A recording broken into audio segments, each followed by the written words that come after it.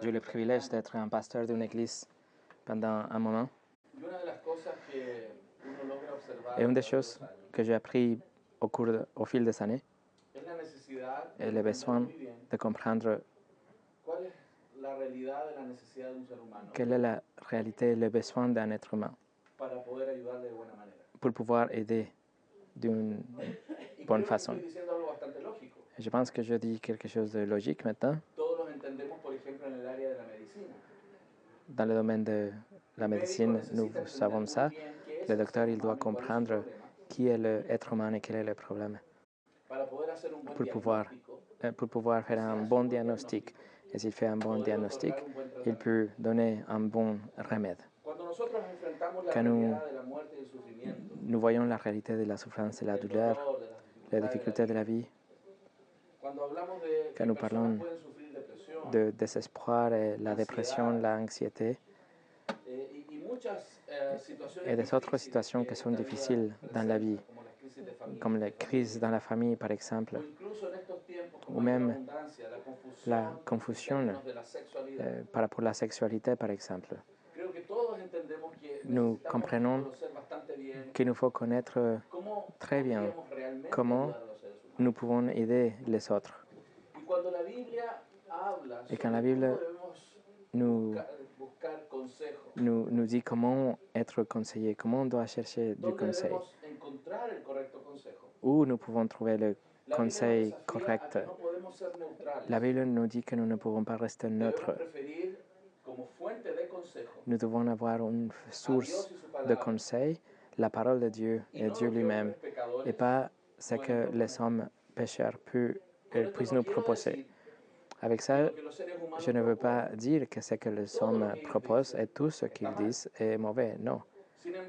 Mais nous devons comprendre que la parole de Dieu est la vérité, que Dieu est un Dieu omniscient, le Tout-Puissant, sage, qui nous aime.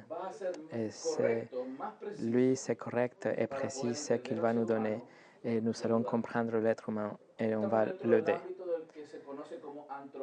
Ça, c'est l'anthropologie biblique.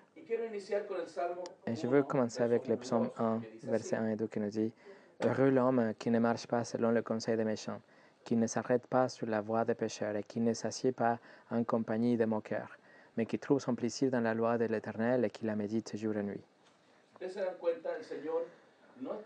Si vous voyez, le Seigneur ne nous dit pas que nous pouvons accepter une neutralité, on ne peut pas être neutre.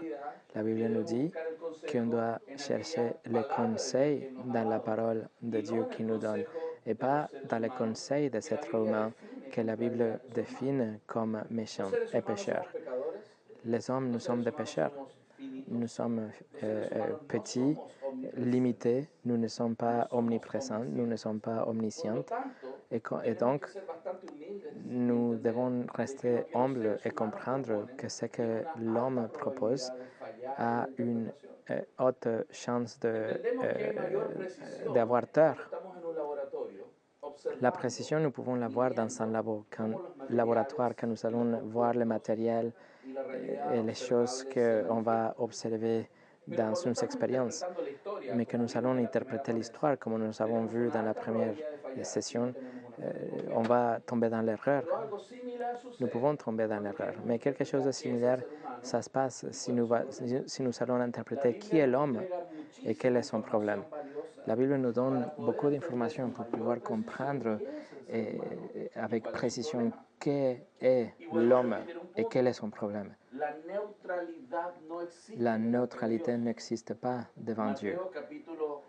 Matthieu 12, 30 nous dit « Celui qui n'est pas avec moi est contre moi, et celui qui n'assemble pas avec moi disperse. » Avec ces versets, je peux vous montrer des autres exemples où Dieu nous dit que nous ne pouvons pas rester neutres. On doit être la lumière ou les ténèbres. Nous devons construire sur le rocher ou sur le sable, mais il y a toujours cette opposition entre ce que Dieu propose et ce que l'homme propose. Et pour ça, que nous voulons parler du conseil biblique, nous devons faire la même chose. Nous avons les lentilles, des lunettes, des préjugés, les croyances par lesquelles nous allons interpréter la réalité. Nous ne sommes pas neutres quand nous interprétons la réalité. Et donc, si nous remplaçons cette planète avec une personne qui souffre, ça va être la même chose. La personne doit interpréter ce qu'il voit dans une personne qui souffre. Mais aujourd'hui, je dois clarifier que nous sommes face à une quantité énorme de préjugés et philosophies avec lesquelles nous essayons de comprendre la vie. Je vous donne quelques-uns. Il y a une réponse au mysticisme religieux du Moyen-Âge qui s'appelle l'illustration, qui propose que la chose la plus importante, c'est les données, les choses qui sont publiques, objectives, vérifiables. La société était fatiguée de cette idée de la religion obscure du Moyen-Âge. Ils ont essayé d'expliquer tout avec des faits vérifiables et objectifs. Mais après, l'homme s'est rendu compte que pas toutes les choses nous pouvons les expliquer dans un laboratoire, comme par exemple les valeurs, les choses qui sont privées et subjectives et relatives. Donc aujourd'hui, nous voyons deux domaines très grands qui essayent d'interpréter la réalité. Ça peut être les données publiques et objectives, mais aussi les valeurs privées et subjectives. Nous avons l'empirisme, le rationalisme, le matérialisme, le naturalisme. Nous avons aussi l'idéalisme, le marxisme, l'existentialisme, le postmodernisme, le nihilisme, le relativisme.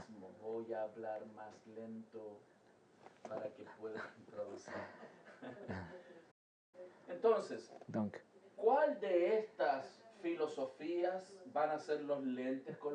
quelle est la philosophie qu'on va utiliser pour interpréter la réalité? Si vous voyez la section ici en bas, dans l'université, nous voyons ça avec la géologie, la chimie, et nous voyons aussi dans la partie supérieure la psychologie, par exemple. Donc, si nous allons interpréter qu'est-ce qui se passe avec une personne, personne n'est neutrale. Nous avons tous des préjugés pour interpréter ce qui se passe. Imaginons quelque chose. Nous sommes avec un psychologue. Le psychologue a une personne devant. Le patient est en train de dire qu'est-ce qui se passe. Le psychologue a des outils pour obtenir des informations. Un outil, c'est l'observation. Le psychologue est en train de regarder la personne en face. Donc, le patient est en train de parler, il répond aux questions. Il y a un langage verbal, mais aussi il y a un langage non verbal lequel le psychologue est en train d'obtenir. Il utilise des méthodes comme l'observation, il obtient des informations par rapport à son patient. Mais l'information est neutre. L'information est juste information, mais toute information doit être interprétée. Donc, le psychologue, il doit interpréter tout ce qu'il voit, toute l'information qu'il reçoit de ses patients pour obtenir une conclusion. L'information n'est pas séparée de l'interprétation. Nous sommes tous en train d'interpréter l'information de tout ce que nous avons comme information. Par exemple, vous arrivez à l'église le dimanche, vous rentrez et un frère ne vous dit pas bonjour. Alors, qu'est-ce que vous allez penser? Vous allez interpréter rapidement l'information, ce que vous venez d'observer. Vous allez penser, il a quelque chose contre moi, pourquoi il est comme ça, il est orgueilleux. Vous allez interpréter l'information. Mais nous ne prenons pas le temps pour approfondir et voir quelle est la source de ce comportement. Personne laisse d'interpréter ce qu'il voit. Et le psychologue interprète l'information que voit, que c'est la même chose qu'un pasteur ou un conseiller biblique. Nous essayons de collecter l'information, nous allons approfondir, nous essayons de comprendre la personne. Et toute l'information, toutes les données qu'on va obtenir, nous allons les interpréter selon le cadre d'interprétation que nous avons. Donc le psychologue ou le pasteur ou le conseiller biblique, nous avons d'informations et nous allons l'interpréter et nous allons arriver à une conclusion. Je répète, le monde séculier, sans Dieu, a de différents critères. La ontologie, la réalité ultime, c'est la matière et l'énergie, par exemple. Pour eux, Dieu n'a pas créé l'être humain. Pour le naturalisme, l'être humain, c'est tout simplement un animal qui a évolué. Ils pensent que nous sommes juste de la matière et de l'énergie. Vous avez entendu jamais cette phrase qui dit quand un couple a un problème, pas un problème, mais ils sont attirés, ils disent « Ah, il y a de la chimie entre eux ». C'est la chimie. Pourquoi ils disaient comme ça? Parce qu'on pensait que ce que nous voyons, l'amour par exemple, c'est juste le résultat de réactions chimiques dans le cerveau. Ils pensent que la vérité vient de l'investigation, du positivisme, l'empirisme, etc. Et la éthique est déterminée par notre nature humaine, est déterminée par notre subjectivité, notre être interne. Nous voyons aujourd'hui comment un être humain, aujourd'hui dans son identité n'est pas liée à sa biologie, par exemple. Son identité n'est pas déterminée par sa génétique. Dans les années 90, le mouvement LGBTQ a proposé que nous pouvons être nés gays, homosexuels. Que si quelqu'un a un comportement homosexuel, c'est parce que dans sa génétique, il y a quelque chose qui vient de ses ancêtres. Il disait que si nous voyons des comportements homosexuels dans la nature, dans le caribou et dans des autres espèces d'animaux, alors ce comportement doit être la homosexualité. Et si nous l'observons dans les animaux et comme quelque chose de naturel, alors ça doit être naturel chez les hommes aussi. Ils ont fait des efforts pour justifier ce concept, que les personnes sont homosexuelles à cause de sa génétique, sa biologie. Et ils ont fait beaucoup d'études génétiques. Il y avait des artistes qui ont chanté. Lady Gaga a une chanson qui parle de ça, qui nous dit que nous sommes nés homosexuels. Et vous devez être honnête avec vous-même parce que c'est comme ça que vous êtes nés. Et elle dit dans sa chanson, Dieu ne fait pas des erreurs, Dieu vous a fait comme ça. Et donc, l'homosexualité a été déterminée par la biologie selon eux. Mais comme l'argument biologique n'a pas eu succès, il y a 30 ans ou 40 ans, quand ils ont essayé de justifier ça à partir de la biologie, ils ont changé les stratégies. Et donc, ils sont allés dans une idée subjective, l'idée de Freud. Freud 2.0, la version 2 de Freud, qui nous dit que l'homme a des instincts, nous avons des ego et super-ego. C'est un cadre de croyance qui nous dit que l'homme a un subconscient et notre subconscient est façonné par la culture et cela génère de la culpabilité, la neurotique, etc. Et donc on doit le libérer. Nous devons libérer le vrai homme qui vit à l'intérieur de nous, qu'il sort. Et ça, c'est l'argument de cet argument de la théorie des genres. Ce n'est pas la biologie qui va déterminer notre sexualité, notre genre, mais tu es ce que tu sens à l'intérieur de toi. Et c'est pour ça que nous pouvons dire, moi je suis une femme coincée dans un cordon. S'il y a 40 ans, j'aurais dit ça à mon grand-père, je suis une femme coincée dans un cordon. mon grand-père m'a tué un giflet pour dire mais quelle folie, mais qu'est-ce que tu es en train de fumer? Mais cette idée aujourd'hui, ce n'est pas seulement accepter, mais aussi tout ce que nous pensons que différemment, nous sommes fous. Alors, comment est-ce que nous avons changé d'une vision matérialiste à une vision subjective? Ça, c'est le processus qu'on voit dans l'histoire de l'humanité. Mais ces regards, ce sont les lentilles à travers lesquelles nous regardons la réalité. Donc, si nous voulons aider à quelqu'un, ces regards qui sont plusieurs, mais ne sont pas différentes définitions de l'être humain. Si on a des définitions différentes de l'être humain, alors on va avoir beaucoup de théories, plusieurs théories. Et donc, on aura beaucoup de thérapies aussi pour toutes les théories de tous les problèmes, de tous les hommes. Et toutes ces thérapies sont contradictoires même les uns avec les autres. Et donc, si nous avons l'intention d'aider quelqu'un, moi, par exemple, j'ai lu Freud et Skinner et des autres, les psychologues principaux, la base de toutes les écoles différentes de psychologie. Et quand nous lisons tout ça, tous eux, ils ont une bonne intention, ils veulent aider les êtres humains. Ils veulent comprendre qui est l'être humain pour l'aider. Moi, je ne critique pas la bonne intention, mais je critique la insuffisance parce qu'ils n'ont pas une base correcte d'interprétation sur qui est l'homme et quel est son problème.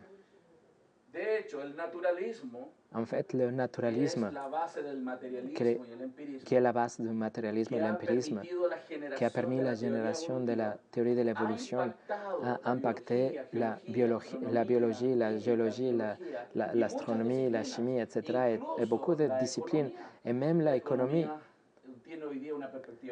L'économie a une perspective évolutive aujourd'hui, comme le marketing même a été influencé. Mais ça a été aussi la base de l'interprétation de l'anthropologie. Je vous donne un livre de l'histoire de la psychologie américaine. Nous dit aux États-Unis, la théorie de l'évolution est devenue le thème dominant de la majorité, sinon de la totalité des aspects de la psychologie. La psychologie reconnaît que la base philosophique sur laquelle nous construisons toutes les écoles de la psychologie, c'est une base fondée sur la théorie de l'évolution. On va voir si c'est vrai. Darwin, il a écrit deux livres très célèbres. Ces deux livres en 1859, L'origine des espèces, et en 1871, L'origine et la montée de l'homme, ou quelque chose comme ça. Alors, si on voit la chronologie, voilà Darwin et ce livre ici. Quand est-ce que la psychologie est née? Regardez, Wilhelm Wundt a dit en 1879, à l'université de Leipzig, Wundt ouvre le premier laboratoire consacré exclusivement aux études psychologiques. Et cet événement marque la naissance officielle de la psychologie en tant que domaine d'études indépendant.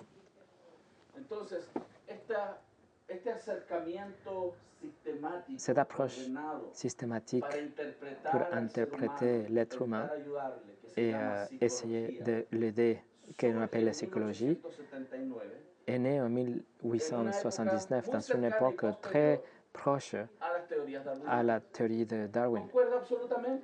C'est la même chose, c'est cohérent. La théorie des millions d'années dans Genèse chapitre 1 et tout ça sort après de la théorie de l'évolution. Et ils ont commencé à réinterpréter Genèse 1 et les millions d'années et tout ça. C'est la même chose ici. Le fruit de cette réinterprétation de la réalité, ils ont essayé de comprendre qui est l'être humain, mais cette théorie a influencé aussi la compréhension de qui est l'homme et quel est son problème. Donc, regardez, on doit choisir. Est-ce qu'on doit être avec Dieu ou contre Dieu? L'anthropologie aussi. Qui est l'être humain? On va prendre On va voir à partir de la parole de Dieu qui est l'être humain, ou nous allons prendre les idées du monde sans Dieu qui se contredit les uns avec les autres, ou on doit voir et prendre vraiment ce que Dieu dit. Vous vous souvenez ce que le père de l'Église disait par rapport à la philosophie grecque? Il y avait quelqu'un qui disait on ne doit pas les contredire parce qu'ils se contredisent les uns avec les autres. C'est Vassilio de Césarie. La même chose, ça se passe aujourd'hui. Il y a plusieurs théories de la psychologie aujourd'hui, mais ils sont contradictoires les uns avec les autres. Une personne, par exemple, un jour m'a dit qu'il était allé voir le psychologue. Et j'ai dit, raconte-moi qu'est-ce qu'il t'a dit. Mais la première chose que j'ai dit, tu sais quelle école de psychologie il a utilisée pour interpréter ce que te passe, parce que selon l'université où il a étudié ce psychologue, il y a une école, il y a une direction dans la formation de ces psychologues, et il y a plusieurs écoles. Il y a le psychanalyse, plusieurs. Quelle est l'école d'interprétation de la réalité de ton psychologue? Alors, je répète, nous ne sommes pas contre la science. Nous ne sommes pas contre l'effort pour aider la personne. Mais ce que nous ne pouvons pas accepter, c'est l'erreur quand il nous dit d'une façon erronée qui est l'homme et quel est son problème. Donc, la psychologie, c'est le fruit d'une anthropologie naturaliste. C'est le fruit d'une interprétation évolutive de l'être humain. Ça peut être Freud avec la psychanalyse ou quelqu'un d'autre avec la théorie de comportement ou Ellis avec la théorie des relations motivationnelles, etc. C'est plusieurs théories, plusieurs lignes, mais tout ça présuppose que nous sommes des animaux. Ça, c'est la base. Nous sommes des animaux que nous agissons par rapport à notre instinct animal et nous sommes que la matière et l'énergie. Et avec ces lentilles, avec cette interprétation, ils vont interpréter notre problème. Donc, c'est vraiment un défi. Parler de ça. Parce qu'il y a une grande acceptation de la psychologie. Nous avons vu aussi la théorie de l'évolution et les millions d'années, c'est vraiment accepté sans se rendre compte que la fondation de cette méthode d'interprétation sont faux. Nous, en tant que croyants, nous devons accepter que les Écritures sont suffisantes pour comprendre notre réalité. Je voudrais citer 2 Pierre 1, 2, 4, que la grâce et la paix vous soient multipliées par la connaissance de Dieu et de Jésus notre Seigneur. Comme sa divine puissance nous a donné tout ce qui contribue à la vie et à la pitié, au moyen de la connaissance de celui qui nous a appelés par sa propre gloire et par sa vertu, lequel nous assure de sa part les plus grandes et les plus précieuses promesses, afin que par elles vous deveniez participants de la nature divine, en fuyant la corruption qui existe dans le monde par la convoitise. C'est intéressant que le texte nous dit que tout ce que c'est lié pour la vie et la piété contribue à la vie et à la piété par la connaissance de Christ et sa révélation. On doit faire attention qu'on ne tombe pas dans un extrême. Il y a des chrétiens qui disent que la psychologie vient du diable, que si un chrétien étudie la psychologie, il tombe dans les péchés. Ça, c'est un extrême, que ce n'est pas sage. Mais il y a un autre extrême qui nous dit où nous avalons un éléphant avec des erreurs sans filtrer d'une façon biblique ce que nous dit. Nous acceptons sans critiquer, et l'autre, c'est nous critiquons tout. Ça, c'est les 2 extrêmes. Tout ce que nous voyons, nos lentilles, doit être la parole de Dieu pour interpréter toutes choses. La Bible est suffisante, mes frères. Et c'est une caractéristique que nous proposons aujourd'hui. Les théologues, nous sommes en train de défendre la suffisance des Écritures. Alors, qu'est-ce que ça veut dire, la suffisance? Je vais citer John Frame pour expliquer ça. Il dit les chrétiens disent parfois que les Écritures sont suffisantes pour la religion, la prédication, la théologie, mais pas pour la réparation automobile, la plomberie, l'élevage, la dentisterie, etc. Et bien sûr, beaucoup affirment qu'elles ne sont pas suffisantes pour la science, la philosophie ou même l'éthique. Mais c'est passer à côté d'un point important. Les Écritures contiennent certainement plus d'informations spécifiques relatives à la théologie qu'à la médecine dentaire. Mais, oui, c'est évident. La Bible, ce n'est pas le manuel pour les dentistes. Ce n'est pas un livre pour la loi ou pour la biologie, non. Mais il a ajouté, mais dans le présent contexte, la suffisance n'est pas une suffisance d'informations spécifiques, mais une suffisance de paroles divines. Les Écritures contiennent des paroles divines suffisantes pour toute la vie. Elles contiennent toutes les paroles divines dont le plombier a besoin et toutes les paroles divines dont le théologien a besoin. Elles sont donc aussi suffisantes pour la plomberie que pour la théologie, et dans ce sens, elles sont également suffisantes pour la science et l'éthique. Donc, si nous voulons interpréter un être humain, la Bible nous dit que l'homme est un être matériel et aussi un être immatériel en même temps. L'homme est un être biologique, organique, et la Bible ouvre la porte pour le comprendre comme ça, mais la Bible nous dit aussi que l'homme a une âme et que nous avons un cœur, et notre cœur a été affecté par le péché.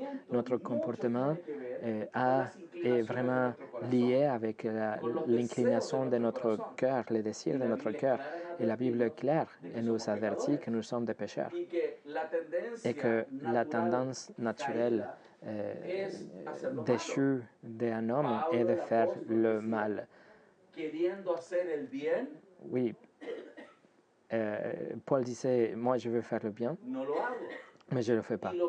Et ce que je veux faire, je ne le fais pas. Ce que je ne veux pas faire, je le fais.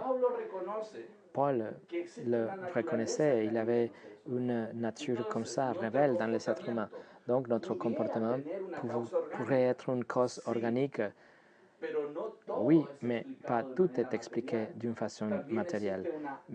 Et il existe aussi une possibilité de que la cause de notre comportement soit notre âme qui est pécheresse. J'ai l'expérience de mon père qui avait des hallucinations, par exemple. Il a vécu seul dans un lieu, dans la ville de Santiago, à Chili. Et une nuit, la police l'a retrouvé en marchant tout seul dans la rue, sans aucune orientation. La police m'a appelé, moi je suis venu le chercher, et mon père m'a dit qu'il voyait des éléphants qui volaient et qu'il a entendu des voix de gens qui parlaient derrière lui. Moi je l'ai amené à sa maison et il me disait, regarde ce poisson qui sort d'ici, le chat qui parle, les gens qui parlent derrière moi, etc. Si moi je ne comprenais pas qu'il y a un component matériel dans sa vie, moi je pouvais dire il y a un démon, mais non, je sais qu'il faut l'amener au docteur. Et ils ont trouvé qu'il avait une base de potassium qui produisait ce type d'hallucination. Ils ont injecté le potassium et dans quelques minutes, il était normal. Donc oui, il y a des causes organiques. La Bible nous dit qu'on doit penser comme ça aussi. On doit réaliser qu'il y a des causes organiques. Mais la Bible nous montre que pas tout est organique.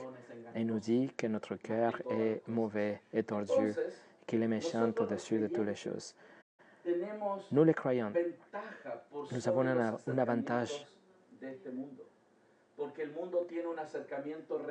parce que le monde a une vision réduite des choses. Le monde pense que tout est à une cause matérielle, sans reconnaître la réalité déchue de l'homme. La Bible nous donne une compréhension de la réalité d'une façon ontologique, éthique et épistémologique. La parole de Dieu est suffisante pour toutes les choses, pour avoir une anthropologie correcte et biblique. Qui est l'homme dans notre réalité qui a été affectée par le péché? Et si nous avons une définition correcte de ce qu'est l'homme, nous allons avoir une bonne thérapie, un bon conseil biblique et on va conseiller bien les personnes. On doit nous entraîner.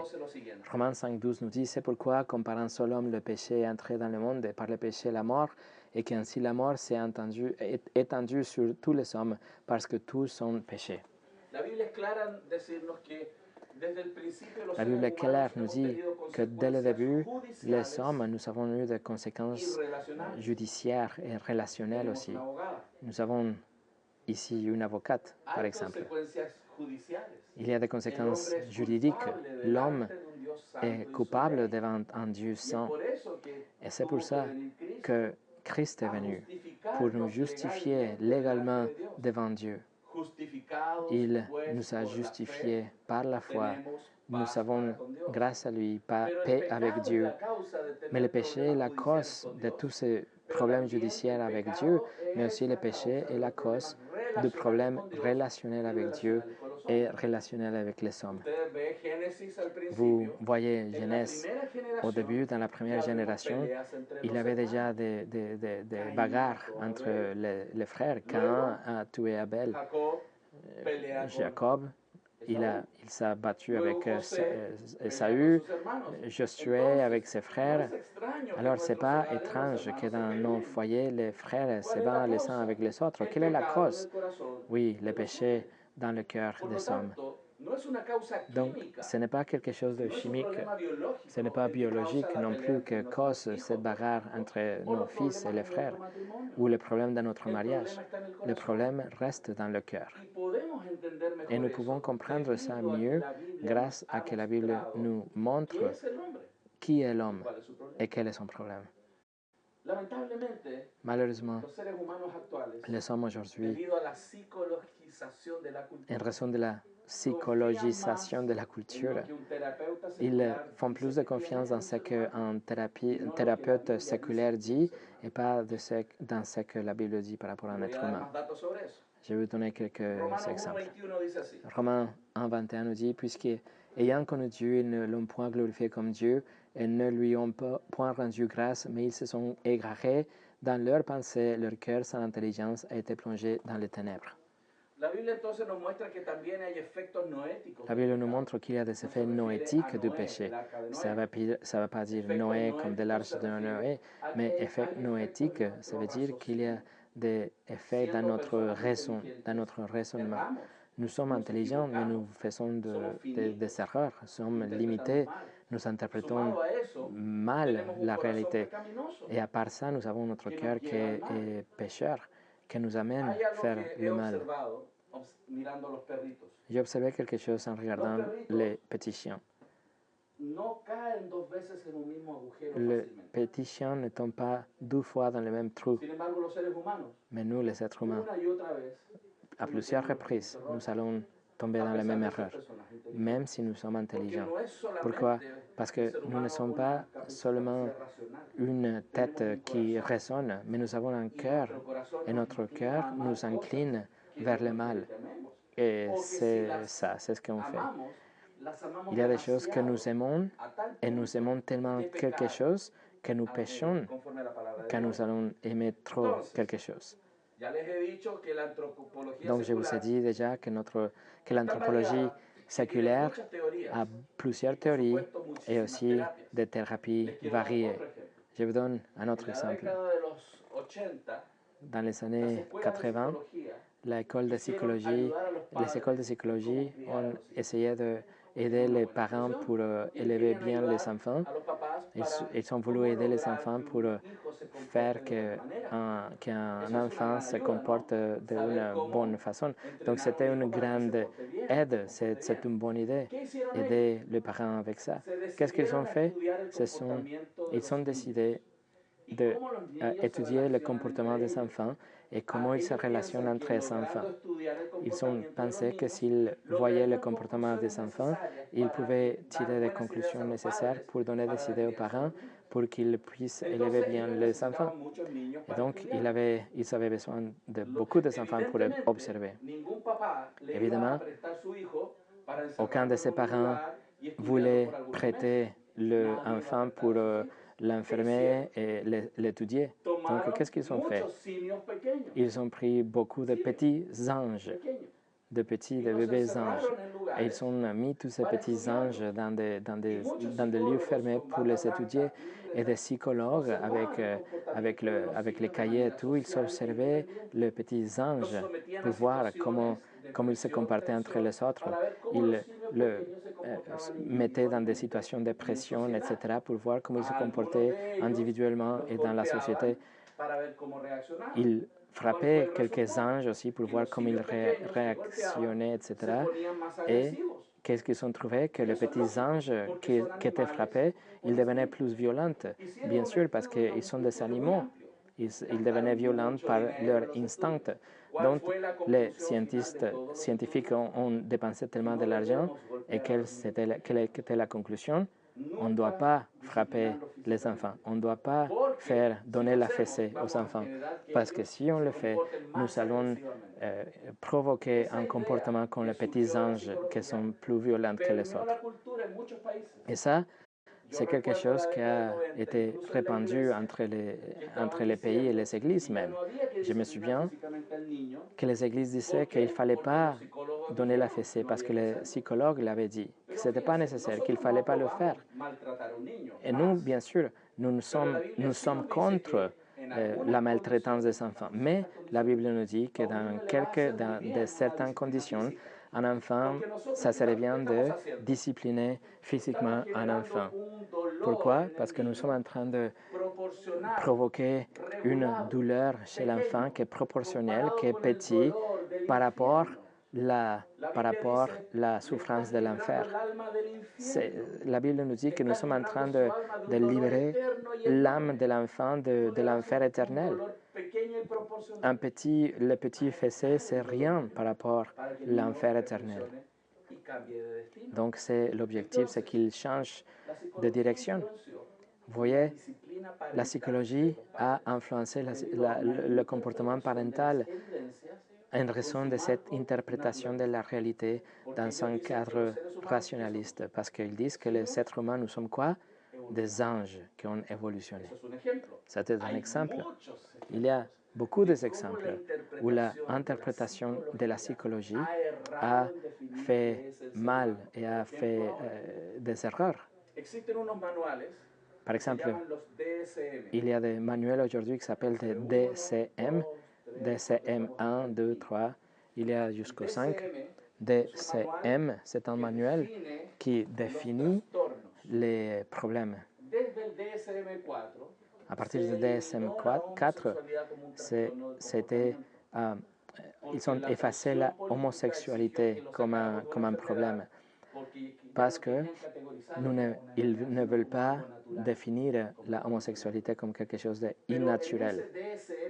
Mais dans le DSM d'aujourd'hui, n'importe quelle personne de la planète aujourd'hui, n'importe quelle personne de la planète qui fait le test de DCM, tous nous que nous sommes ici, nous avons au moins 5 problèmes.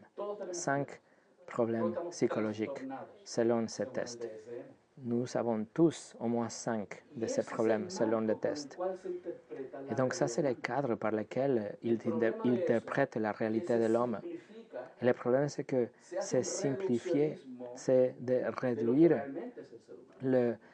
ce que réellement est l'être humain. Nous devons prendre la parole de Dieu pour interpréter la réalité et montrer aux êtres humains quel est leur problème. En vérité, quel est leur problème? Mais aussi, si nous connaissons quel est son problème, la Bible non seulement définit le problème, mais nous dit aussi comment nous pouvons aider et résoudre le problème. Si je comprends bien l'humanité et quel est son besoin et son problème, j'aurai un diagnostic correct. Et si j'ai un diagnostic correct, je vais avoir un traitement correct. Et ça, c'est logique, n'est-ce pas? C'est simple, c'est facile à comprendre. Et c'est ici qu'on trouve le problème. Les psychologues, ce n'est pas qu'ils ils n'ont pas l'accès à l'information. En fait, c'est très probable qu'il y a plus d'informations chez les psychologues que nous. Par exemple, un psychologue qui travaille avec des femmes qui ont des dépressions après comment dire, la naissance, il va avoir beaucoup d'informations de ce type de femmes, de ce type de problèmes. Ça, ce n'est pas une question, mais le problème, c'est comment il va interpréter cette information. Parce qu'il va l'interpréter d'une façon naturelle, sans connaître l'âme et le cœur d'une femme. Donc, il nous faut revenir à l'écriture si nous voulons aider les personnes.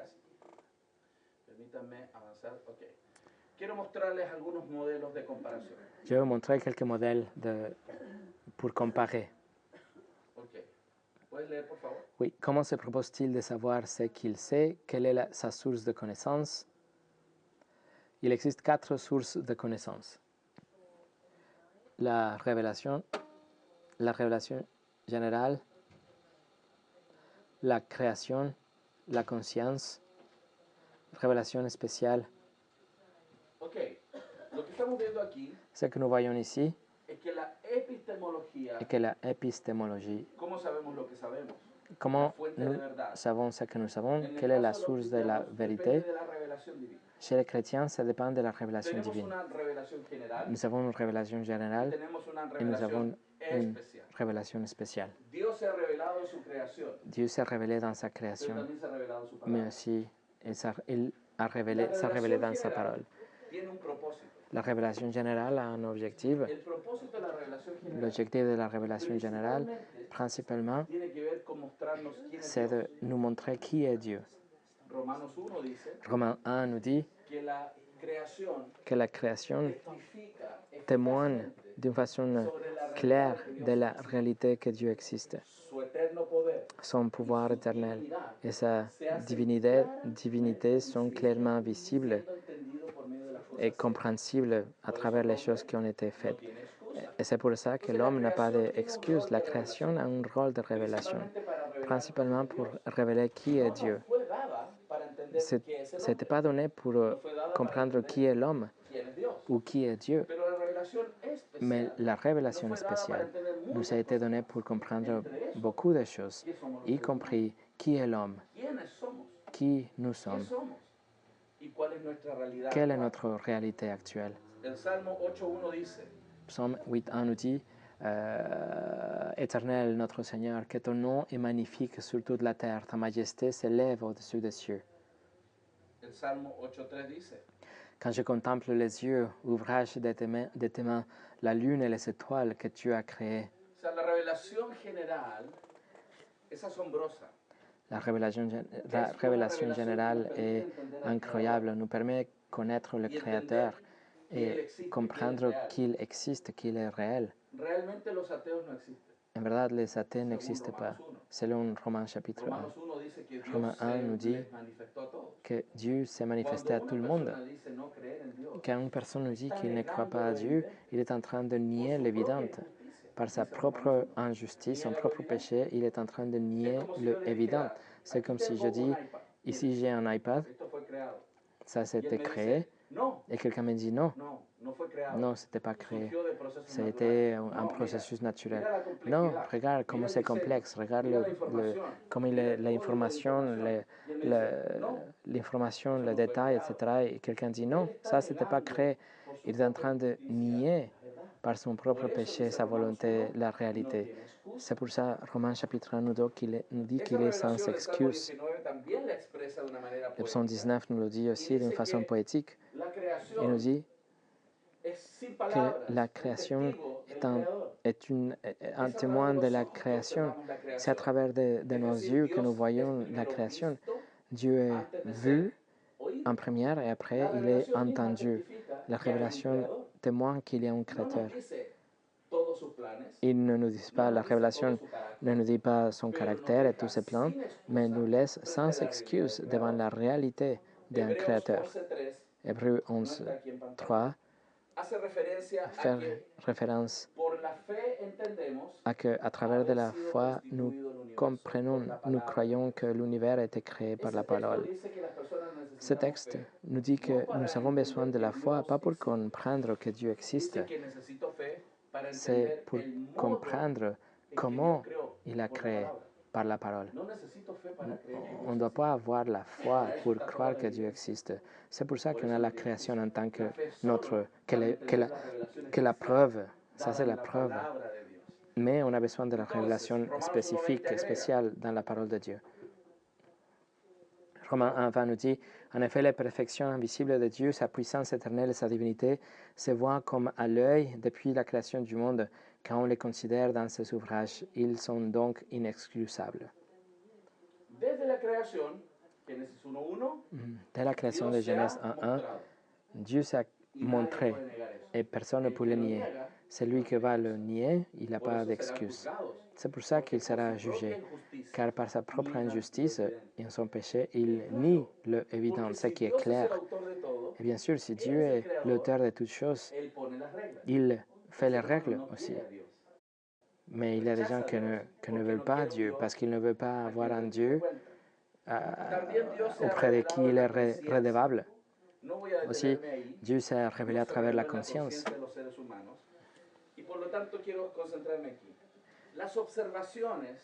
Les observations doivent être interprétées. Et après d'être interprétées, nous devons intervenir. Plusieurs de nous faisons ça très rapidement. On ne prend pas le temps d'interpréter, d'observer pour faire une bonne interprétation, etc. Je vous ai donné l'exemple de quelqu'un que ne vous dit pas bonjour dans l'église et rapidement vous courez à faire une interprétation. La même chose se passe avec le problème de dépression, par exemple, ou d'anxiété, ou de péché, etc. Rapidement, nous regardons quelques versets et nous croyons qu'on sait bien ce qu'il a besoin, mais non, on a besoin de prendre le temps pour bien comprendre et faire une bonne interprétation. À part ça, nous utilisons l'empirisme, la méthode scientifique, par exemple. Mais des autres, ils utilisent le raisonnement inductif ou déductif pour tirer des conclusions. Et finalement, malheureusement, il y a des autres qui utilisent que l'intuition. Ils disent, moi je pense que, oh, Dieu m'a dit, mais parfois cela contredit ce que Dieu a déjà dit dans la parole. Donc, malheureusement, si on n'a pas une source fiable, nous allons tomber dans l'erreur si nous voulons aider un être humain. Si on utilise des théories de la psychologie, ce n'est pas suffisant. Elles se contredisent les uns avec les autres aussi. On a besoin d'avoir une perspective biblique. Je vais donner un exemple. Plus exemple d'erreur dans l'interprétation de la psychologie. La psychologie nous dit qu'être ivre, c'est une maladie. La personne est malade parce qu'elle est ivre. Mais la Bible nous dit qu'être ivre, c'est un péché. Donc, à qui on va faire confiance? Est-ce que c'est une maladie ou est-ce que c'est un péché? Parce que si c'est une maladie, la personne n'est pas coupable. Mais si c'est un péché, là, la personne doit se repentir. Donc, s'il y a quelque chose qu'on est sûr de quelque chose, c'est que Dieu ne va pas envoyer quelqu'un en enfer pour être malade. Non. Les interprétations séculières, il y a des erreurs dans l'interprétation, mais il y a des autres qui s'opposent complètement les uns avec les autres. Et c'est pour ça qu'il y a un risque grave dans l'interprétation si nous essayons de comprendre qu'est-ce qui se passe. Je vais vous rappeler de Freud pour voir quelques modèles comparatifs. Il est le plus fameux, il y a beaucoup de théories. Nous dit que l'être humain, il y a un id, une identité. C'est l'esprit inconscient. Et dans cette ID ou identité, il y a nos désirs, il y a nos impulsions aussi. Freud dit que l'homme est réduit à ses passions et ses désirs sexuels et que dès que nous sommes nés, nous avons déjà des inclinations sexuelles. Freud disait même que le bébé dans les bras de sa maman, le bébé veut avoir des relations sexuelles avec la maman et que le père était son ennemi. Ça, c'était l'interprétation de Freud. Il dit que l'être humain, il a cette idée, mais aussi il y a l'ego, c'est la conscience. Et c'est quelque chose qui est façonné par la société, c'est la partie rationnelle de la personne. Il avait dit aussi que nous avons le super moi ou le super ego, que c'est une partie de ego qui essaye de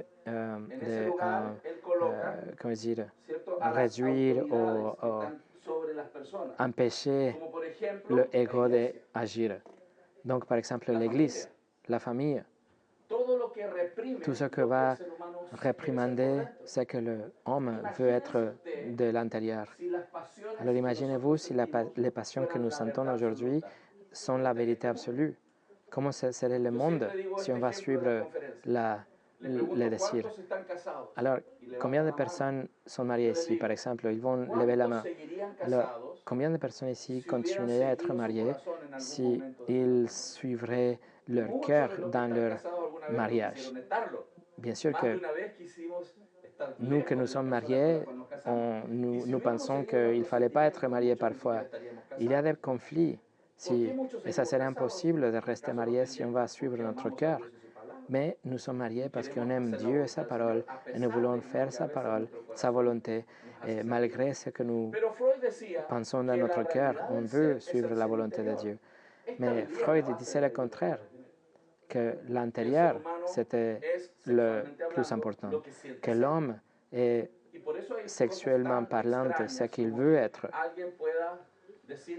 Donc la personne peut dire, moi je peux me sentir, m'identifier comme un chien aujourd'hui.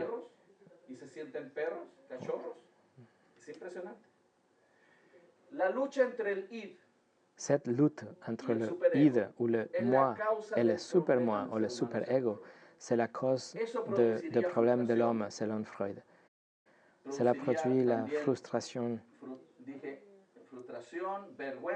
la honte, la culpabilité. Il avait un terme de Freud, il disait la neurose. Mais Dieu dit que l'être interne, c'est le cœur. Matthieu 15, 18 au 20 nous dit « Mais ce qui sort de la bouche vient du cœur, et c'est ce qui souille l'homme. Car c'est du cœur qui viennent les mauvaises pensées, les meurtres, les adultères, les impudicités, les vols, les faux témoignages, les calomnies. Voilà les choses qui souillent l'homme, mais manger sans être lavé les mains, cela ne souille point l'homme. »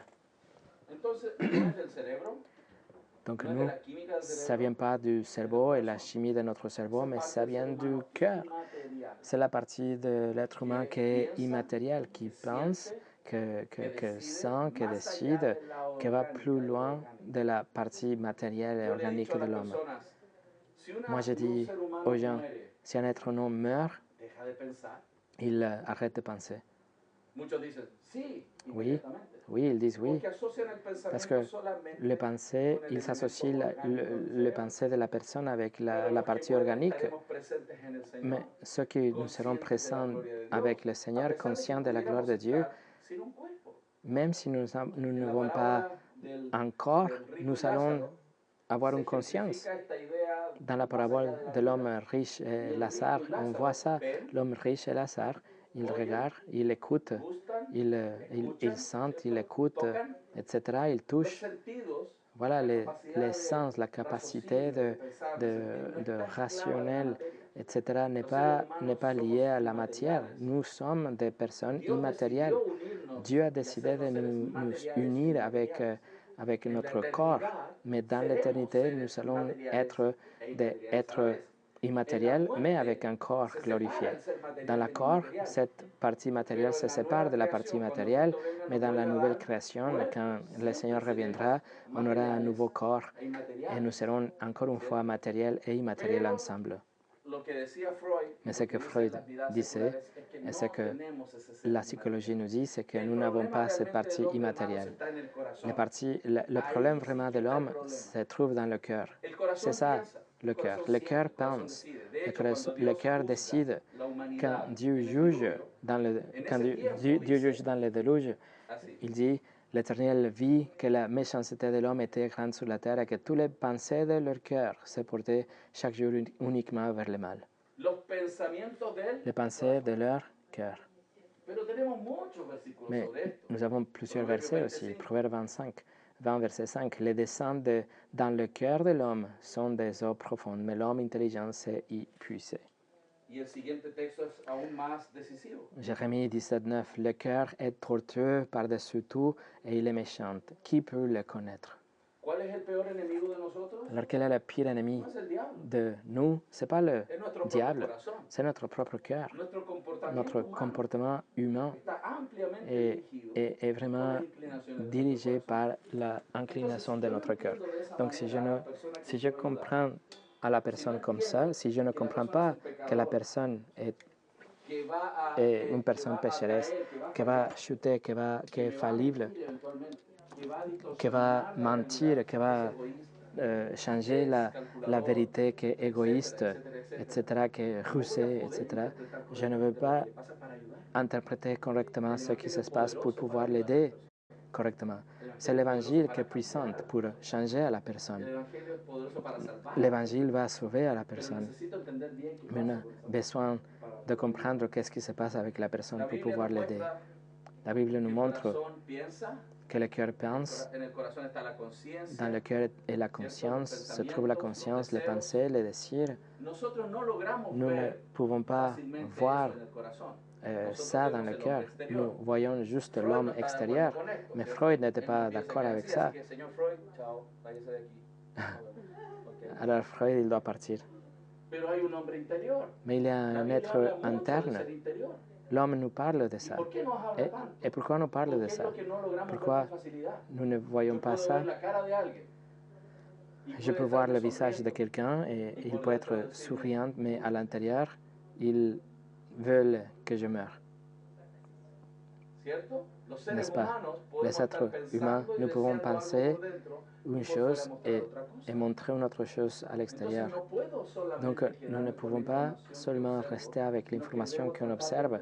On doit essayer de comprendre le cœur. Les meilleurs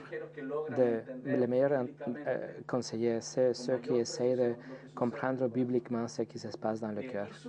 D'ici sort la réalité pour pouvoir aider une personne. Moi, j'ai été pasteur et j'ai aidé des personnes avec la panique, la dépression, attraction homosexuelle. Et j'ai vu comme l'Évangile peut changer non seulement la compréhension de ce qu'ils disent, mais le cœur, les intentions de leur cœur. Et il change la personne à partir de l'intérieur, pas seulement de l'extérieur. Un cœur qui est centré sur lui-même va produire de mauvais fruits, mais un cœur centré en Christ va produire de bons fruits. Notre problème, c'est notre cœur, parce que notre cœur cherche plusieurs choses, comme le pouvoir, le plaisir, les personnes, protection, santé physique, possession, popularité, paix, divertissement, prestige.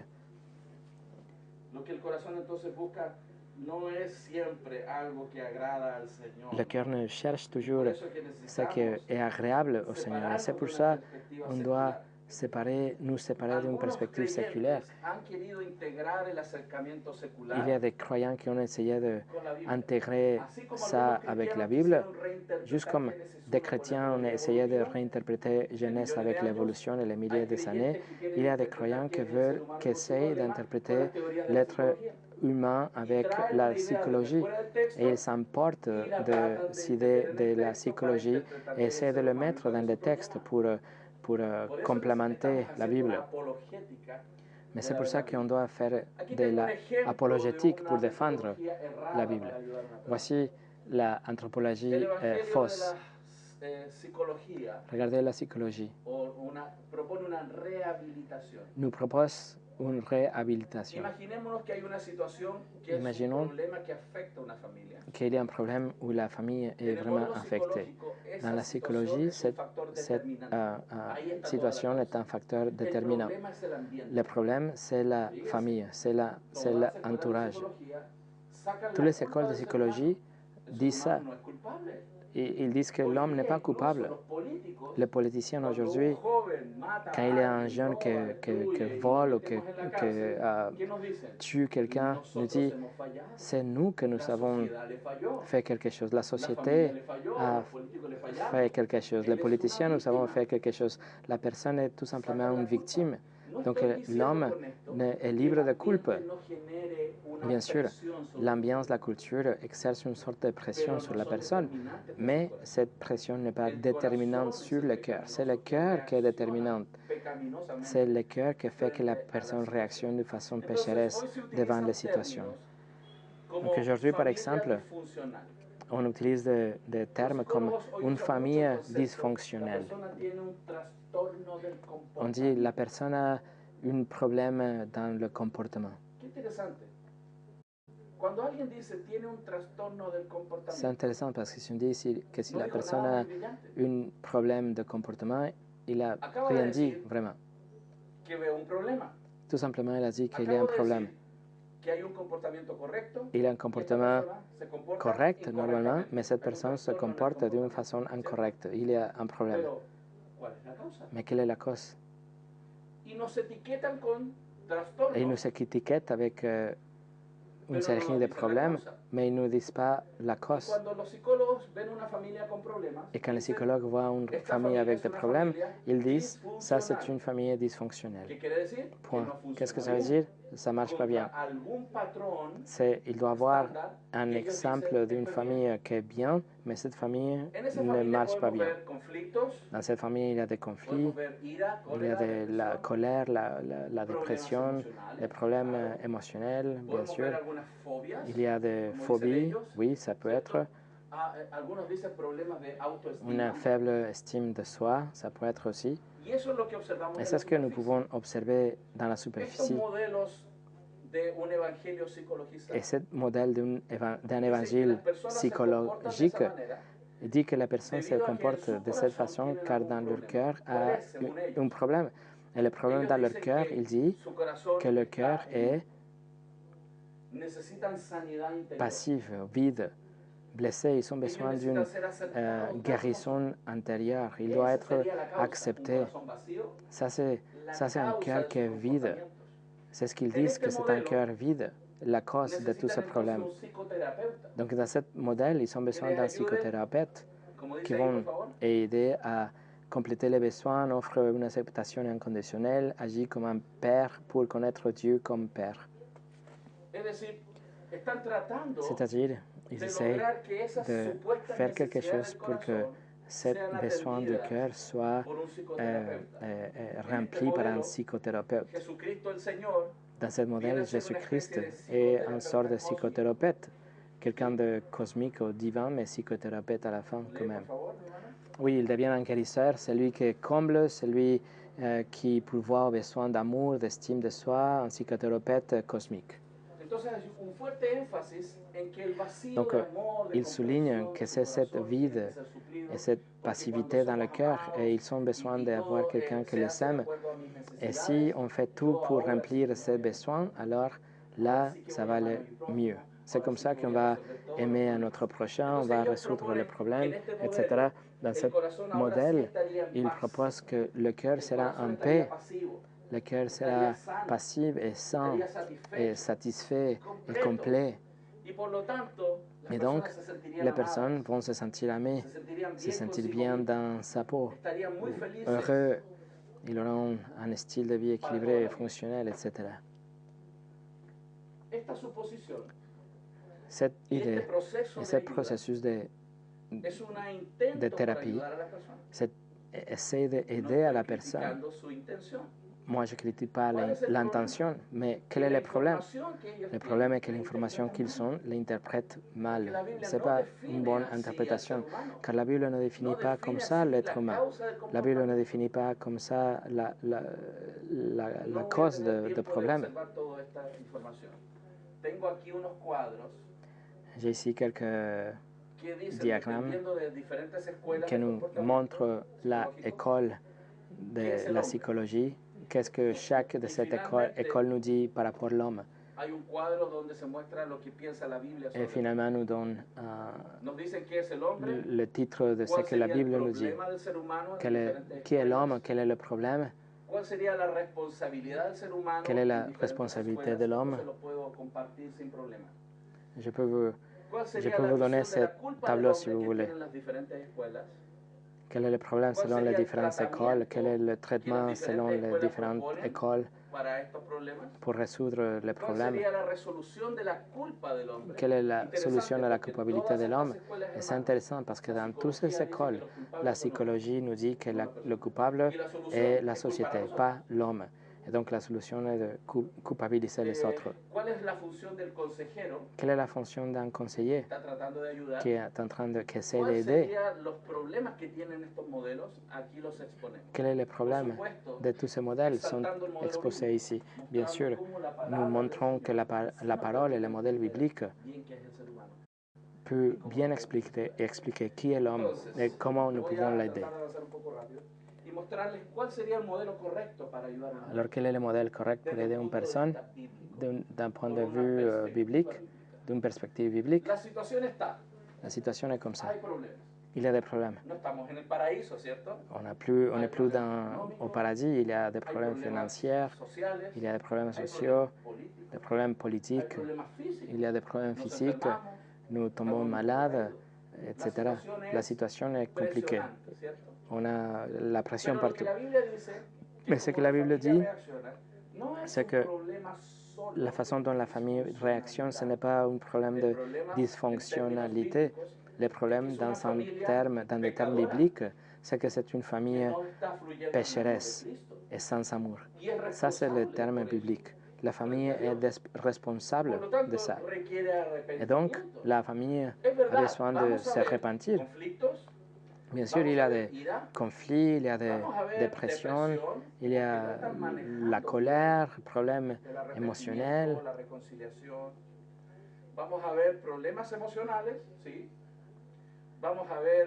Il y a la peur, miedo.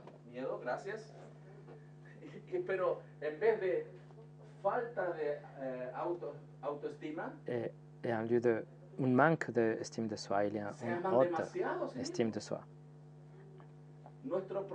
Notre problème est que nous nous aimons beaucoup. Quand le Seigneur nous dit que toute la loi est résumée dans l'amour à Dieu et amour à notre voisin comme à toi-même, ce que la Bible dit est que comme vous vous aimez trop à vous-même, alors aimez les autres comme vous vous aimez à vous-même. Ça, c'est le problème. La Bible dit que le problème est dans le cœur, oui. Mais quel est le problème dans le cœur? Pécheur qui calcule, égoïste, cupide, dépravé, amour de soi. Donc la Bible catalogue différemment ce cœur. La façon pour aider ce cœur, ce n'est pas avec un psychothérapeute qui va donner de l'acceptation inconditionnelle. C'est que la Bible dit qu'il faut dans le cœur de cette famille et que Jésus vient pour expier leurs péchés, qui va identifier les idoles de notre cœur, qui nous appelle à la repentance. Nous critiquons parfois le catholicisme, mais la Bible nous dit que le peuple de Dieu est rempli des idoles, non seulement l'Église catholique, mais nous avons des idoles dans notre cœur. Hébreux 4:12 nous dit que la parole de Dieu est plus perçante tranchante qu'une épée à deux tranchées, oui? que pénètre, que coupe, que discerne la vérité, les intentions et les pensées du cœur. Ça, c'est Dieu. Et comme ça, nous pouvons comprendre que nous sommes des pécheurs. Donc, Jésus va donner la capacité pour que notre cœur soit transformé. Parce que si nous confessons nos péchés, il est fidèle et juste pour nous pardonner et nous nettoyer, nous purifier de tous nos péchés. Justement, le problème de notre cœur. Et dans ce sens-là, Dieu va transformer le cœur et nous allons avoir des cœurs différents.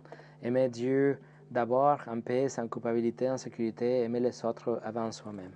Et dans cette personne, nous allons voir alors les fruits de l'esprit, amour, joie, paix, patience, bonté, bienveillance, foi.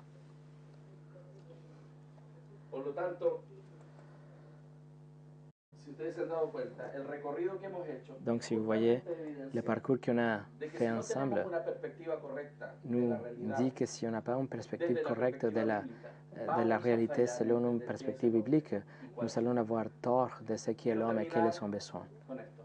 Je vais finir avec ça.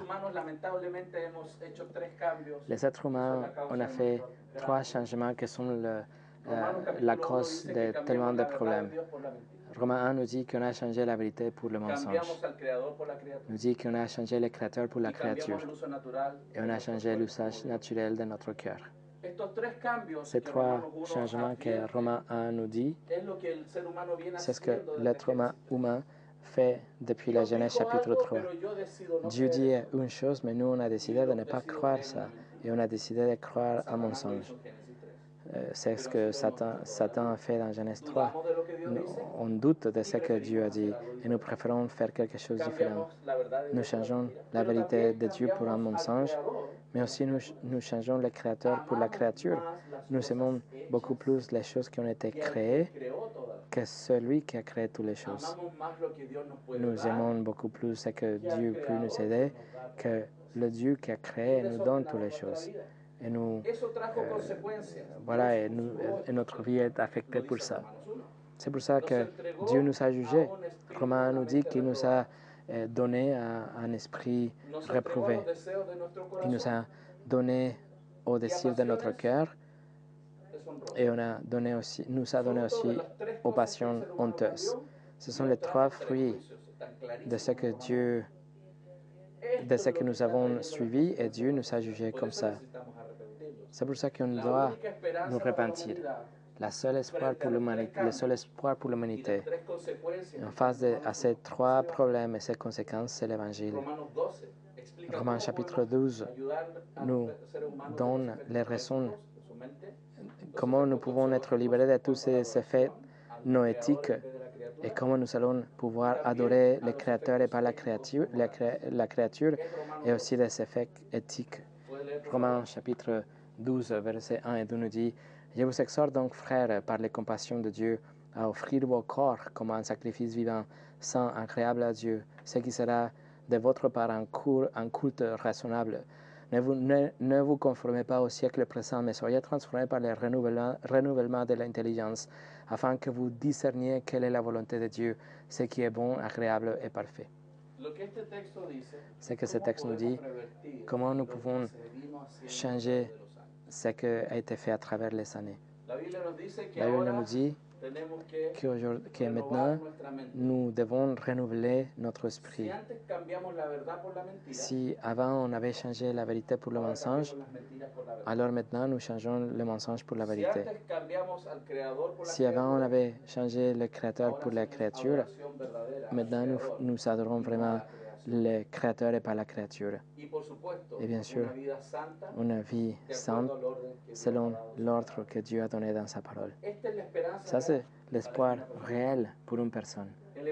L'Évangile nous donne le chemin correct et suffisant pour qu'une famille soit transformée, pour qu'un homme soit transformé, pour que l'homme soit transformé au but le plus grand de l'homme, que c'est que nous soyons transformés à l'image et que nous soyons semblables à Christ.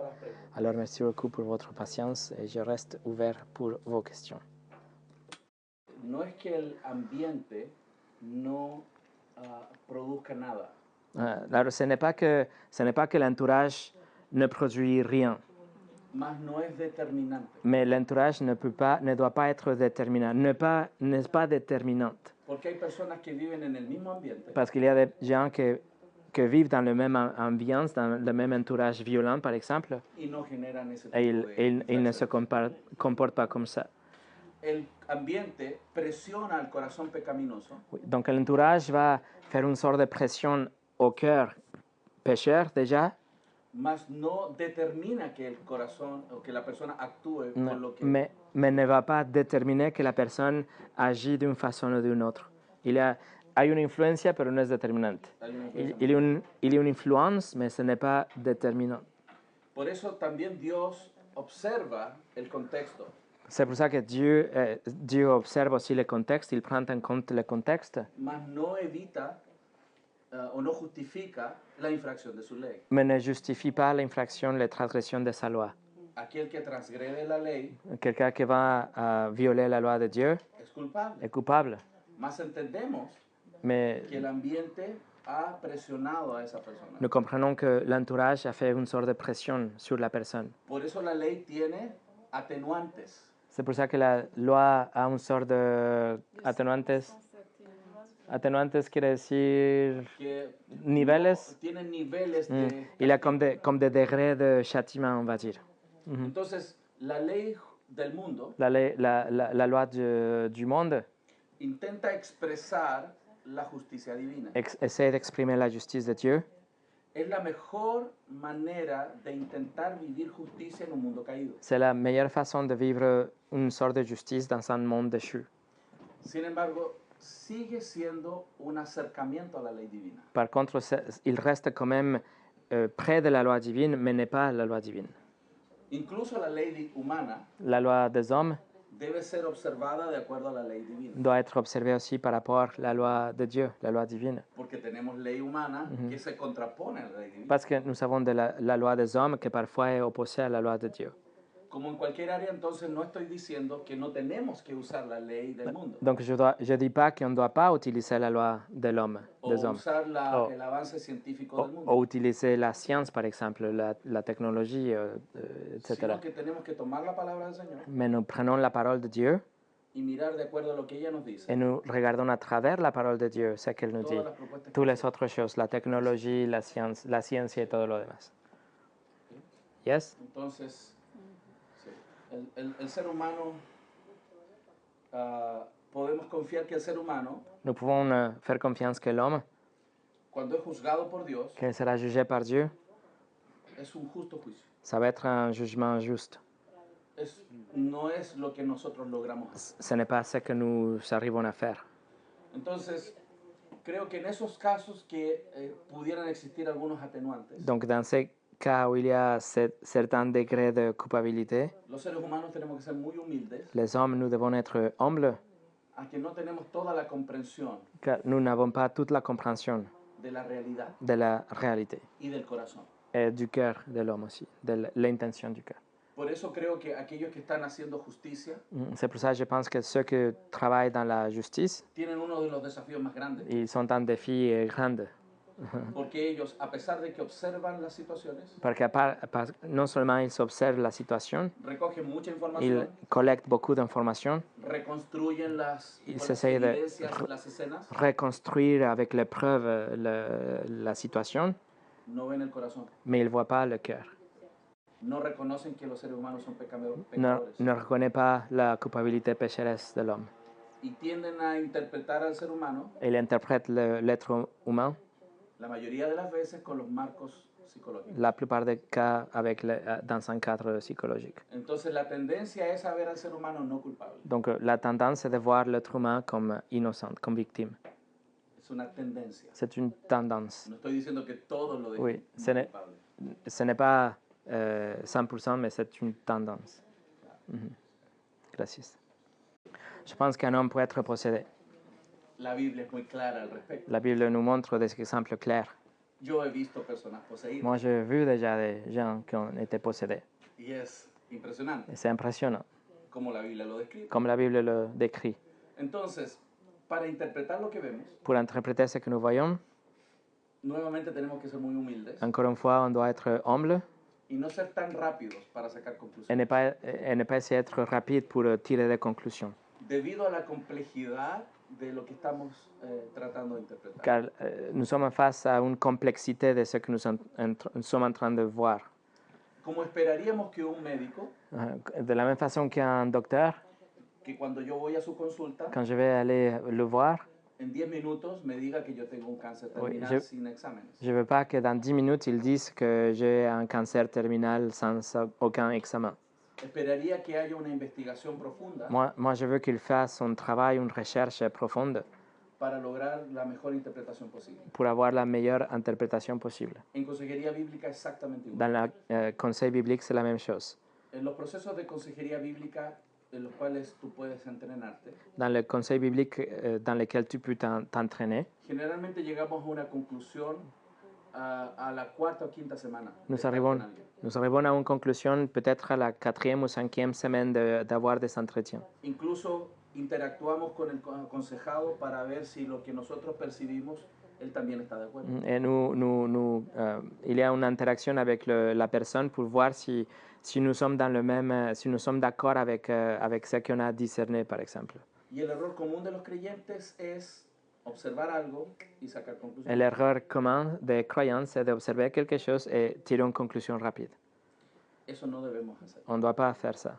Primera de Tesalonicenses 5:14 En Thessaloniciens 5,14, dice, os ruego hermanos il dit, je vous prie, mes frères, que amonestéis a los ociosos, que vous que exhortes a los ociosos, exhortez non,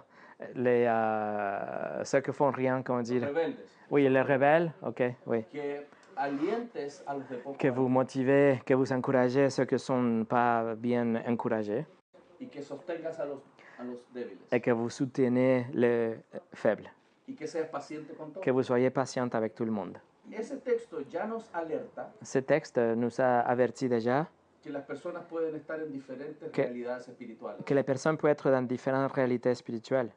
Entonces, para yo entender cómo ayudarle, Moi, pour comprendre comment aider une personne, debo entender muy bien qué pasa con la persona. je dois comprendre, voir bien qu'est-ce qui se passe avec la personne. No a todos los debo exhortar. Parce que pas tout le monde a besoin d'encouragement, par A lo exemple. mejor necesita ánimo, aliento. Oui, peut-être il a besoin d'encouragement et pas d'exhortation. Pero otras veces ya no necesita ánimo. Mais parfois, il n'a pas besoin d'encouragement.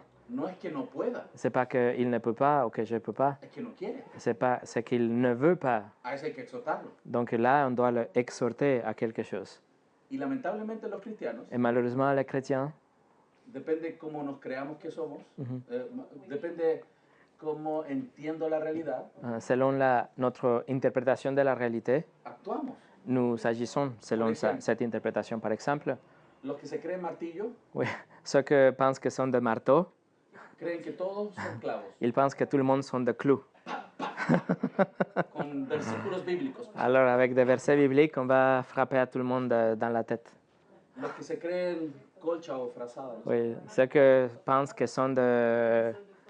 Non, des couvertures comme ça, comment ça s'appelle? creen que todo el mundo tiene frío Ils pensent que tout le monde a froid. y hay que Et donc, on abrazar. doit embrasser, couvrir tout le monde, le manteau là. Los que se creen silla de ruedas Ceux qui pensent qu'ils sont de chaises roulantes, creen que todos necesitan ascensor. ils pensent que tout le monde a besoin d'un ascenseur, par exemple. El desafío es entender realmente qué Mais pasa con le défi, c'est de voir vraiment comprendre qu'est-ce qui se passe avec chaque personne para poder ayudar. pour pouvoir les aider.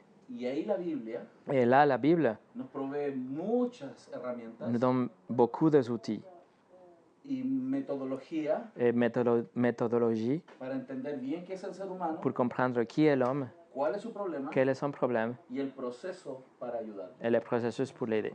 Ni siquiera es una receta. C'est même pas une recette. No es suficiente decirle esto está bien y esto está mal. Ce n'est pas suffisant de dire ça c'est bien, ça c'est mal, ou tu fais quelque chose de bien, quelque Muchos chose de mal. cristianos saben que eso está bien y eso está mal. Oui, les chrétiens en général, on sait qu'on fait quelque chose de bien, quelque Las chose de mal. razones por las cuales hacen las cosas Mais la raison pour laquelle on fait le bien et le mal, tiene que ver con sus corazones. c'est enraciné dans le cœur.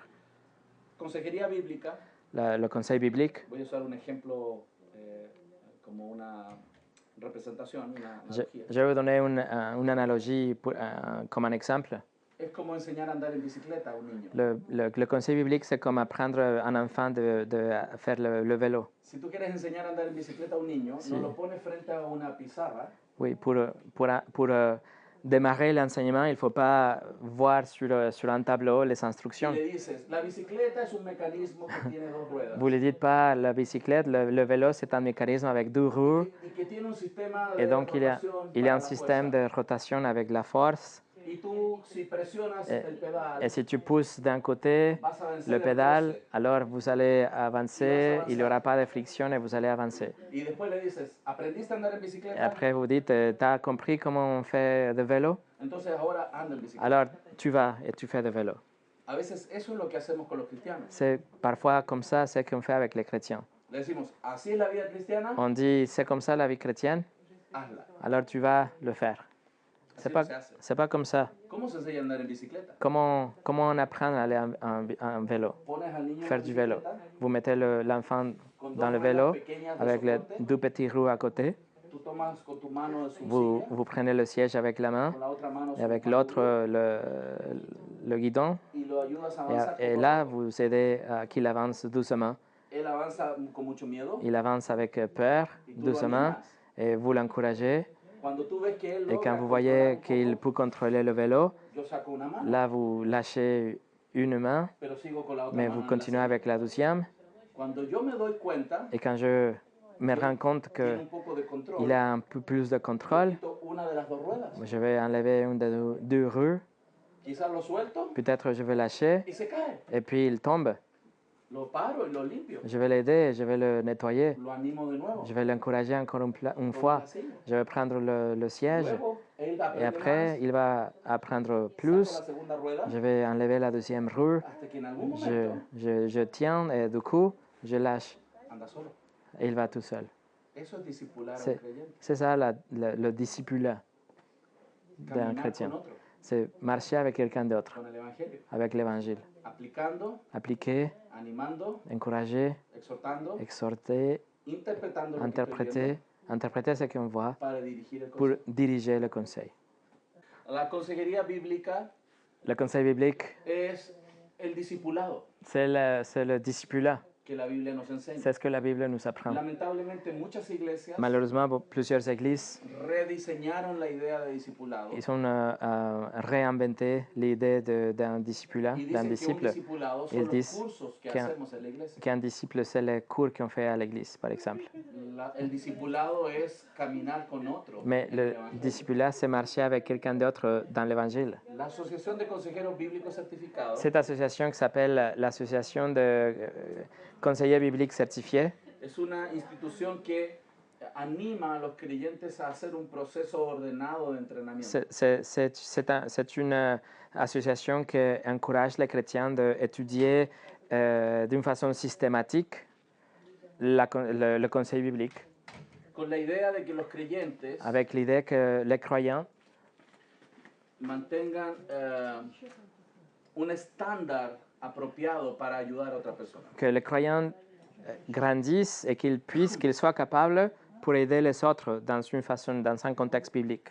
Todos entendemos que si por alguna razón tienes que operarte del corazón, Nous comprenons que s'il faut avoir une opération de cœur, tú querrías que el cirujano sea la persona más experimentada y con experiencia. vous voulez que le docteur soit vraiment expérimenté, etc. Non? Dios ha llamado a todos los creyentes Dieu a invité tous les croyants no solamente a amar a las personas, non seulement à aimer les personnes, sino también a tener el conocimiento apropiado para ayudar a las personas. mais aussi avoir la connaissance pour aider les autres, les personnes. Romanos 15, 14, Romains 15, 14, Pablo dice Paul dit, que los creyentes deben estar llenos de bondad nous devons être remplis de bonté y llenos de conocimiento et de connaissance para exhortarse mutuamente. pour pouvoir exhorter les uns les autres. Lo que vemos es que a veces hay cristianos llenos de amor y bondad, Il y a parfois des chrétiens qui sont remplis d'amour, pero no saben ayudar, de bonté, mais ils ne savent pas comment aider que no tienen el conocimiento bíblico para hacerlo. parce qu'ils n'ont pas la connaissance biblique pour le Otras faire. personas tienen el conocimiento, Un autre chrétien, une autre personne peut avoir la no aman connaissance, realmente a sus hermanos. mais il n'aime pas vraiment les frères. Entonces, estas dos cosas se logran integrar bien Donc ces deux choses ensemble peuvent s'intégrer en bien un entrenamiento dans un sistemático de entraînement consejería. systématique de conseil biblique. Hay un curso de fundamentos de consejería, Il y a la fondation, le fondement, les principes que es fondamentaux. un curso de 30 horas. Ce sont 30 heures. Luego existe una segunda fase Et il y a une deuxième phase donde enfrentamos algunos exámenes escritos de teología y consejería. où il y a des examens de théologie et conseil. No son difíciles. C'est pas super difficile. Un cristiano que lee su Biblia Un chrétien qui lit la Bible y lee alguna literatura recomendada por ellos, et qui lit la littérature qu'il recommande, par exemple, vas a poder enfrentar est esos capable exámenes. de faire ces examens. Y la tercera fase Et la troisième partie, es que un supervisor c'est qu'un superviseur te acompaña en 50 horas reales Vous donde accompagne. tú aconsejas a otros. vous accompagne dans 50 heures réelles pour conseiller les autres. No Et, presente, et moi, je suis dans cette troisième étape, d'ailleurs, si vous voulez savoir. Donde tú aconsejas a alguien y luego llenas un informe Vous allez conseiller quelqu'un, vous allez remplir un formulaire de 13 preguntas avec 13 questions por cada hora de consejería que pour tú chaque heure de conseil que vous faites. y se los presentas al supervisor semana a semana. Et vous présentez ça au conseiller semaine après semaine, superviseur, Eso es chaque semaine. muy rico, muy hermoso. Et ça, c'est très riche et très bon. Cuando yo llevaba ya 12 años de pastor, Quand j'avais déjà 12 ans en tant que pasteur, tuve este entrenamiento y proceso. j'ai cet entraînement et Y processus. esas 50 horas Et ces 50 heures, con otro pastor que tiene muchísimo tiempo aconsejando avec, bíblicamente, avec un autre pasteur qui a beaucoup plus de temps de conseil, fue un tiempo de mucho crecimiento c'était un temps vraiment de croissance para aprender a aconsejar a otros. pour apprendre à conseiller les autres. No es importante tener una certificación, C'est pas super important d'avoir un certificat, une un certification, diploma para colgar en la un pared. diplôme pour mettre sur le mur. Lo importante es ese proceso de entrenamiento, L'important, c'est ce processus, cet entraînement. porque aprendes a tener muchas herramientas. Parce qu'il vous donne bíblicas. beaucoup d'outils bibliques. Es como una cajita de herramientas de un fontanero, de un gaffiter, no sé cómo le llaman aquí, el que arregla cañerías. Ah, c'est comme une boîte d'outils d'un plombier, on va dire. En la maleta de herramientas Dans la boîte d'outils, hay muchas herramientas il y a diferentes. beaucoup de choses. Y tú llegas a un lugar, Et vous arrivez à un lieu, y dependiendo de lo que hay que arreglar, et selon ce qu'il faut faire, tú sacas tu herramienta. vous allez sortir En el le bon entrenamiento outil. te ayudan a utilizar las herramientas bíblicas. C'est ce qu'ils font dans cet dependiendo entraînement. de la situación. On va utiliser les outils différents selon Así que la les animo situation. a pensar en eso, Alors je vous encourage à réfléchir, penser à ça. porque tiene una antropología bíblica Parce qu'il y a une anthropologie biblique para entender qué es el ser humano y cuál es su problema. pour comprendre l'être humain et quel est son problème. El modelo de ACBC no está apuntando a generar expertos. Voilà. Arturo dit que ce modèle n'essaie pas de former des experts, Sino animando a los cristianos, que todos los cristianos somos consejeros. mais il nous dit que tous les chrétiens, nous pouvons être conseillers. Nous sommes des conseillers, en fait. Todos los cristianos podemos aprender a Nous aconsejar. pouvons apprendre à conseiller mieux. Evidentemente, algunos van a ser más especialistas en un área. Évidemment, il y a des domaines où quelqu'un va être plus doué que l'autre. En mi caso, como era pastor de iglesia, Moi, comme j'étais pasteur d'une église, debido a la demanda de la iglesia, uno aprende a trabajar en muchas áreas. moi, j'ai appris à travailler dans plusieurs domaines de conseil. Sí es cierto que, como la hermana dice, Mais c'est vrai que, comme Vanessa dit, que cuando uno estudia consejería bíblica, quelqu'un étude le conseil biblique, nos damos cuenta de los problemas que nosotros tenemos. nous rendons compte de nos propres problèmes. Y en el proceso Dios nos va a hablar y Et, ayudar. A et cambiar. dans le processus, Dieu nous parle, nous aide à changer et améliorer. Pero en ACBC no es un prerequisito que alguien resuelva todos sus problemas para luego empezar a ayudar. Mais dans ACBC, ce n'est pas obligatoire que vous comment dire, hein? Résolviez tous vos problèmes Claro. avant de rentrer. De de hecho, si tenemos una correcta comprensión de la santificación, Oui, si nous avons une bonne compréhension de la sanctification, en esta tierra nunca llegamos a la perfección. dans cette terre, nous n'arrivons jamais à la perfection. Estamos en un proceso de santificación. Nous sommes dans un processus de sanctification. Oui, malheureusement, c'est triste et beaucoup de systèmes judiciaires sont en train d'aller dans cette direction En mi aussi. país, en Chile, Dans mon pays, à Chili, hace algunos años se aprobó el aborto por 3 causales. l'avortement est légal sous trois oui, causes. Pero esta semana que pasó, Mais cette dernière semaine, la izquierda comunista oui, les communistes de ahora gauche, quiere empujar aborto libre total. maintenant, ils poussent l'avortement libre et total. Entonces están presionando poco a poco Alors, ils font des pressions doucement, doucement, para deteriorar pour détériorer el diseño divino Le- de que la justicia del hombre les desseins divins que la justice de l'homme reflejara de la mejor forma reflète de la posible meilleure façon possible la justicia en un mundo caído. la justice dans un monde déchu. Muchas gracias.